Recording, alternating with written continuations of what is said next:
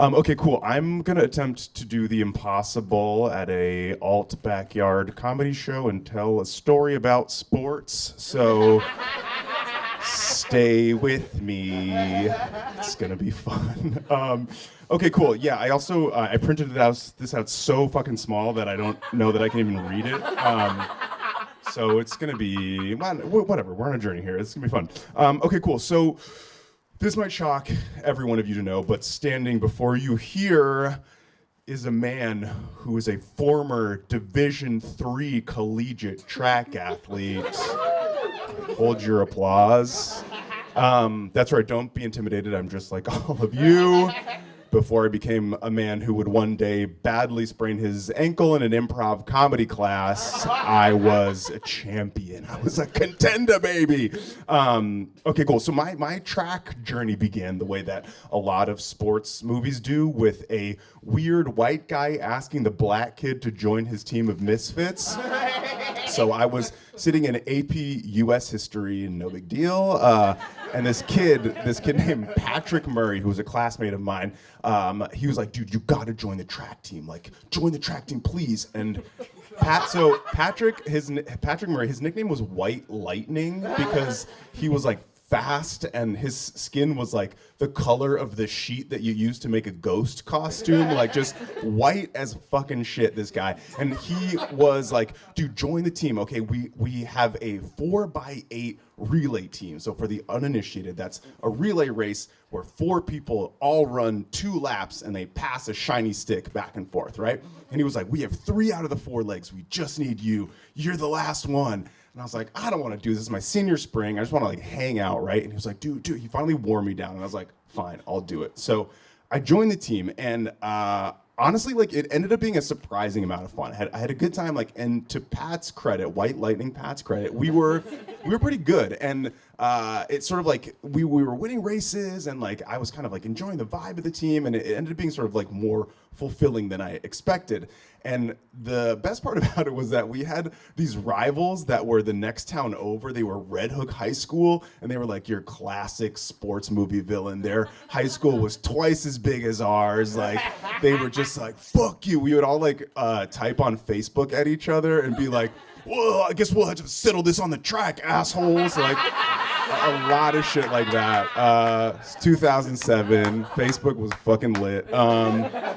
Yeah, so it came down to the end of the season, and there was one spot left to get to states, and there was it was us and it was Red Hook, and only one of us could get there. And so I was like, all right, cool. This is what this has all been building for.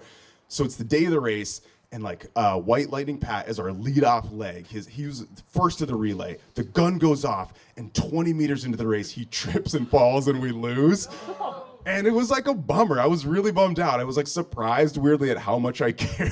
I was like, I don't know. I like put a semester worth of work into this thing, and I was like, kind of wished that we had come out on top, able to go to states, but we didn't. So yeah, so that was like my senior spring, and that feeling kind of stayed with me through the summer, so much so that when I decided to go to college, I went to Williams College that fall, and I was like, I think I'm gonna join the track team. Am I a track person now? I guess I am.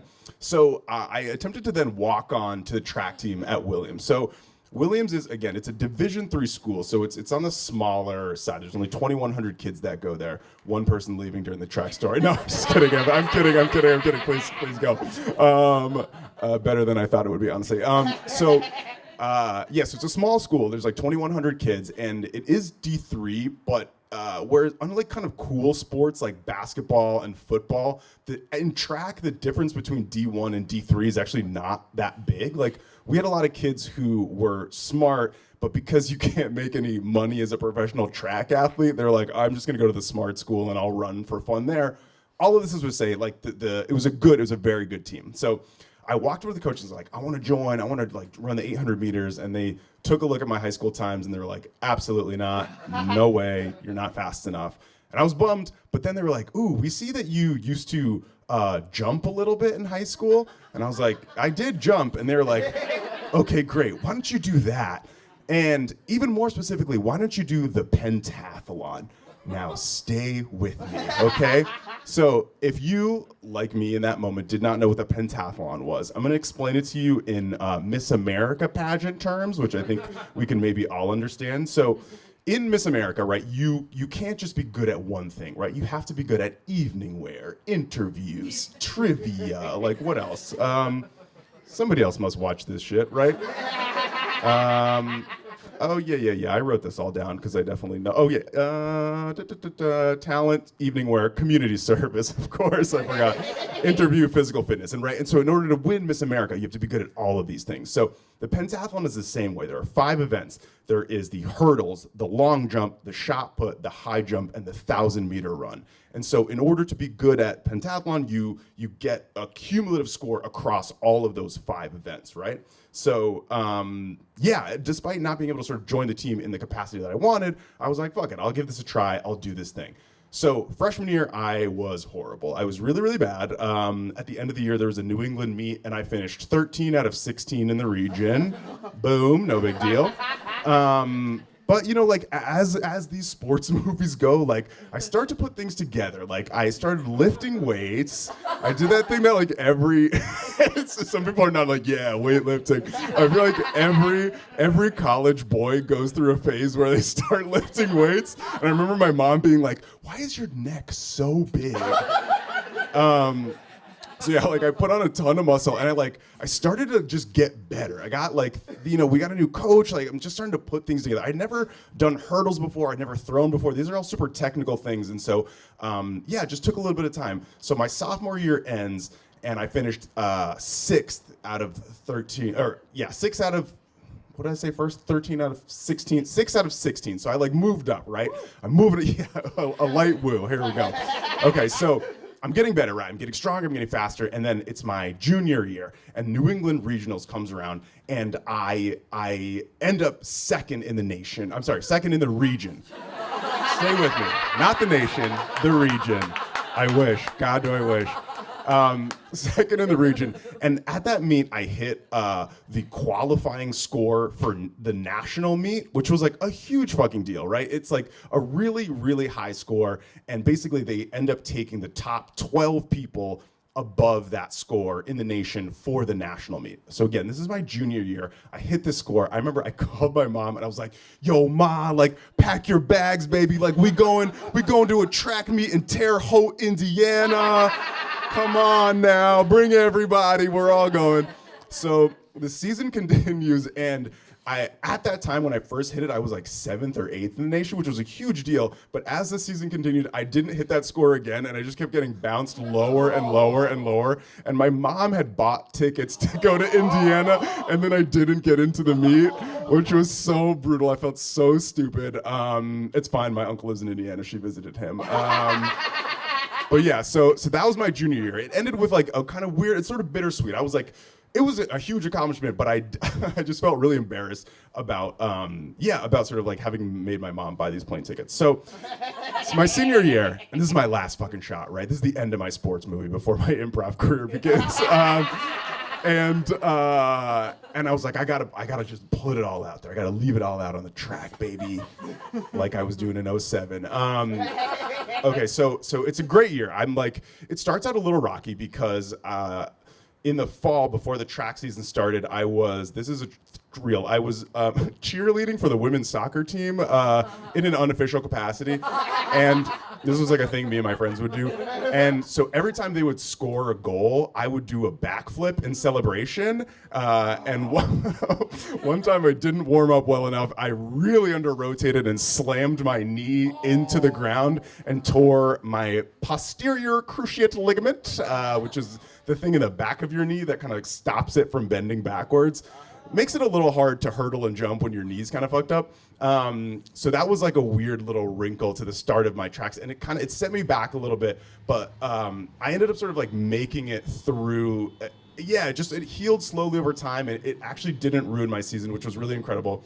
And going into the final regional meet again, my senior year, I was like, weirdly, I was ranked first in New England. Like this was a huge fucking deal, and I had kind of gone from this like weird upstart to a favorite, and it was very exciting for somebody who randomly started doing track because of a U.S. history guy who was really, really annoying. Okay, so it's this meet, and it's all on the line. And the other thing that was happening at this point is that the Williams College school record was like in reach for me. I just sort of had to put it all together. So the meet starts, and like I get a pretty fast time in the hurdles. Like I do well in a few events. Like I jump high, I throw far, and it's happening. And so it's the final event of the whole thing. It's the 1,000-meter run, and I know like if I can just sort of put down a good time, I can definitely get to nationals, and I can definitely break the school record. And to sort of like make up for my huge failure the previous year, my mom is there to watch me, which is really sweet. And so I was like, I gotta do it for my mom, right? So the gun goes off, and I like just get out like a bat out of hell. It's 5 laps on an indoor track, and through 4, I'm like, oh no, what have I done?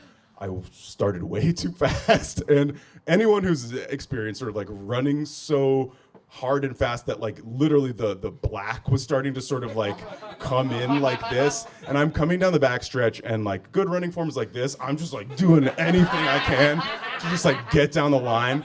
I finally crossed the line, and I'm just like, I remember gasping and quietly being like, it wasn't enough. It wasn't enough. And then my friend Julia, who was also on the team with me, upon retelling that story, she told everyone that I crossed the line and just wailed, it wasn't enough! Which I definitely did not. But it turned out it was enough. I broke the school record. Thank you. Yes, alt comedy crowd. Hell yeah, we all love sports. So yeah, I broke the school record, and I qualified for the national meet. I didn't tell my mom to buy plane tickets this time, but I went and had a really bad meet. I finished 11 out of 12 in the nation. No big deal. But there was a nice silver lining, which is that the year after I graduated, the NCAA decided to change the event from pentathlon 5 to heptathlon. They added 2 more events, I think pole vault and one other one. But that meant that I got to keep my school record forever. That's right. So anytime I go back there, my name is up on the wall, and everyone thinks it's cool. All right, thank you.